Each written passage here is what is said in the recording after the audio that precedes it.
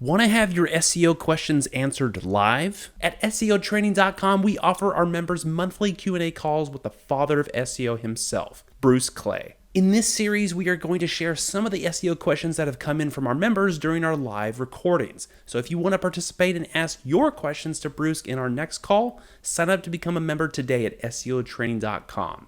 Enjoy.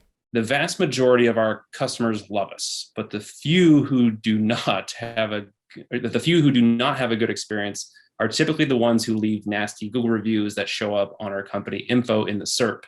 How do we mitigate poor Google reviews in the SERP that do not reflect the majority of our customers' opinions?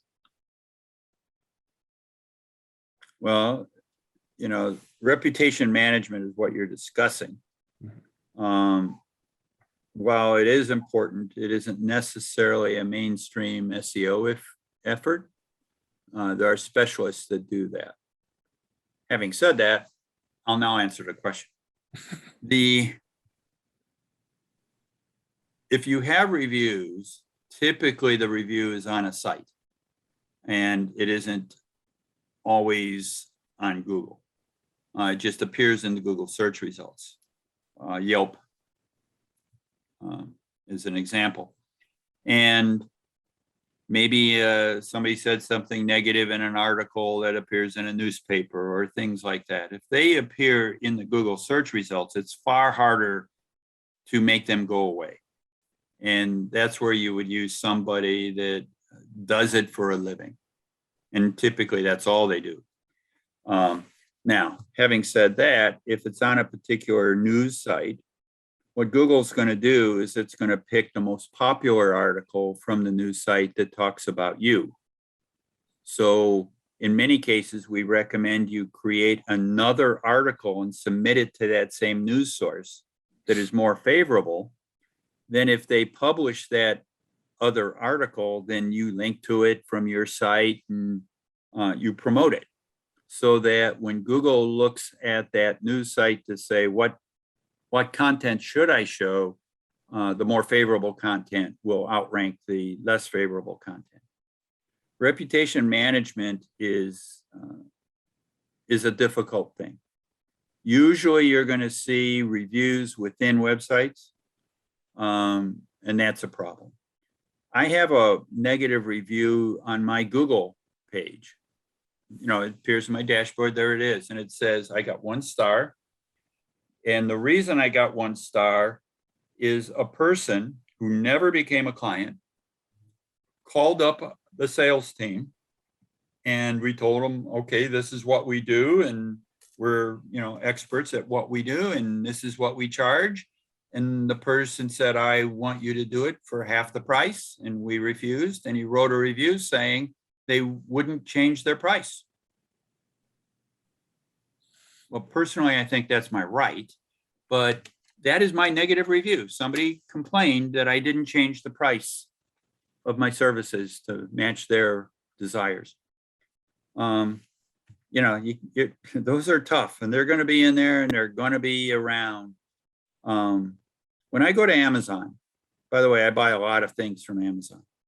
When I go to Amazon and I look up a product, I look at the reviews, and I admit, if you have too many negative or ones, I probably won't buy from you. But if your reviews are, the box came dented, I don't really hold that against you. And so maybe it depends. Is it the kind of thing that you can address? Can you overwhelm it with support? Can you do something to mitigate and make them a happier camper at all? Is there a way to encourage people? By the way, this is a tough topic. You may not pay anybody to write a review. That's a Federal Trade Commission violation.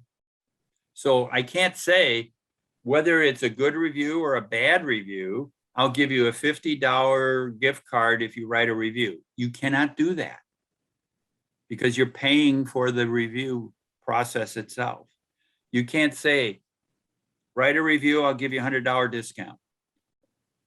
You can't say, here, this product is free, write a review. because you paid for it by the free product. Lord and Taylor got in trouble, really big trouble. What they did is they went to bloggers, gave the blogger address, provided that this female blogger would appear in a picture in the dress and write a favorable review. Yeah, Federal Trade Commission, right away. And so you got to be careful about paying for reviews. You can encourage them, but you can't solicit them with something that is of monetary value. Having said that, that makes it really hard to overwhelm negative reviews. If you want, you could look up what years ago was a predecessor to artificial intelligence, was Decor My Eyes. Decor My Eyes was a website in New York that intentionally took orders for sunglasses, and 1 out of 3 or 1 out of 4 orders, they sent out a broken or the wrong pair. And when people complained, they would deny the claim. And then when people complained louder, they said, go to this site, complain about our site, be sure to link to us and tell everybody how terrible we are. And people would go to these sites and they would create links. And the links would pass PageRank, and the site ranking for Decor My Eyes would go up because they had more links. More people were talking about them. Now, in an artificial intelligence world, there is sentiment. So Google knows that these people are writing negative reviews about you or positive reviews about you. If you have that many more positive reviews, I would hope that you would be able to get some of them to also show up. And I would work on that.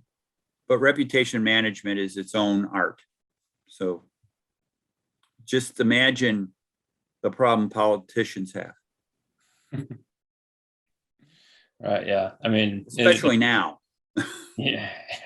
Whole different story nowadays. But yeah, you're right. This is a difficult subject. We've actually gotten something similar to that before. I think we got it in the last Q&A. Actually, was about not so much the reviews, but a article that came out that was a negative review about the company itself. And yeah, I've heard every company struggles with this because the few that are unhappy, they're the ones that speak the loudest. So like you said, we encourage testimonials for our site. People that have an experience, let us know. Be honest. Obviously, we're following the laws. We're not offering anything in exchange. It's just tell us what you think. That's kind of how people get their reputation up. But if you're selling a great product and everything's going well, then chances are you're going to have the vast majority of your people write a positive review. But again, just as long as you're doing it within the law, that's probably the best approach to kind of smother those negative reviews. But I would encourage testimonials because that's kind of what we do for our site. I will add one more thing. The Better Business Bureau, for Google local services, used to be Google Home Services. For Google local services, they actually list on their result page your Better Business Bureau rating. If your Better Business Bureau rating sucks, fix it, because it is clearly something that Google is looking at, or they wouldn't be presenting it in their report. So I would make sure your BBB rating isn't in the gutter. That's good advice.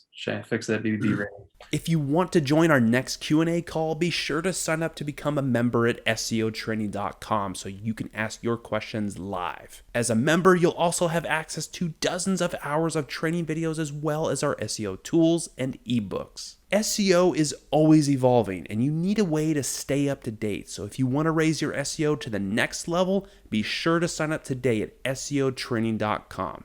Thanks for watching.